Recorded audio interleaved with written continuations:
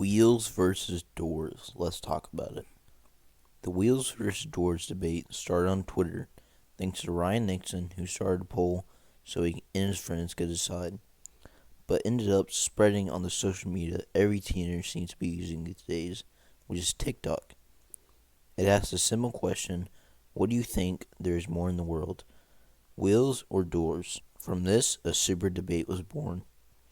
It was the biggest thing for almost a month and had people like James Corden taking out time from his talk show to debate on it. It had several car brands, UPS, and many other companies accept a true expert to put the debate to rest. Debates like these are not a specialty on social media. The black and blue dress or the Yanny versus Laurel clip, which both required experts to put the debates to rest. The important question is to get the debate started lies within the dictionary's definition of what a wheel or a door is. Now, if you were counting the cell membrane since it acts as a door opening and closing, or say circle pasta, either one would change in total numbers drastically. Start with the first part of the debate, the wheel portion. Ask yourself what is and makes up a wheel. The first thing is that it should, most importantly, be round or circular. Secondly, you need to ask yourself if it will rotate, and if it does, is it free-flowing? Lastly, if it is considered as solid matter, because a donut, although you can roll it or wheel it around, it won't last long if it rains. The dictionary definition of a door is something that is usually a swinging or a sliding barrier, which is used to grant entrance to something. It can also be defined as a means of access to something, and is classified as usually wood on hinges and even a sliding door since it grants entrance.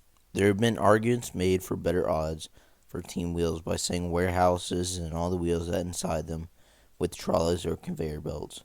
Think of all the wheels in a hospital, with almost everything having a set of wheels on the bottom of it. Or even in an office setting with all the desk chairs having wheels on the bottom. And you can't forget about skateboards and roller skates. Arguments to boost numbers have also been made by teams' doors. Examples being just a simple tall skyscraper being filmed and pointing out the amount of theoretical doors in just one, and also how every coffin has a door in it. Either way, there is still a major influx of doors and wheels, the first one being a warehouse of some sort. For example, one UPS warehouse is said to have 4,092,000 wheels on the conveyor belt.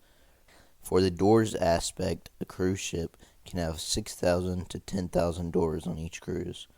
As you may be able to tell, this is a big difference in numbers, but just wait. Hot Wheels, the brand, produces over 500 million cars every year, and there are 4 or more working wheels on every single one of them, with few having working doors.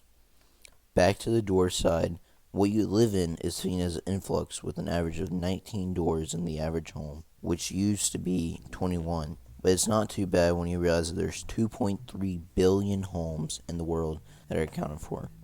A debatable one can be made for wheels. The greatest wheel company manufacturer is actually the company of building blocks, Lego.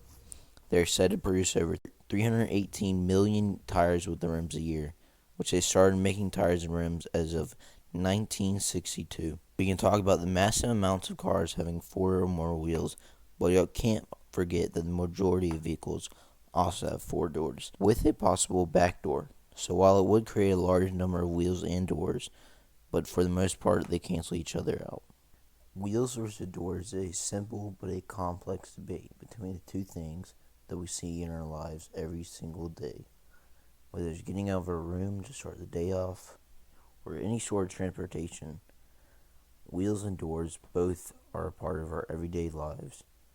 You're probably even sitting in a cool chair watching this video, and it's more than likely to have wheels on the bottom of it. There are plenty of total tallies on how many wheels and how many doors there are out on the internet, but as Abraham Lincoln once said, you should never trust what you see on the internet. There's been no verified expert to put the debate to rest, so as of now, we just have to go off our intuition.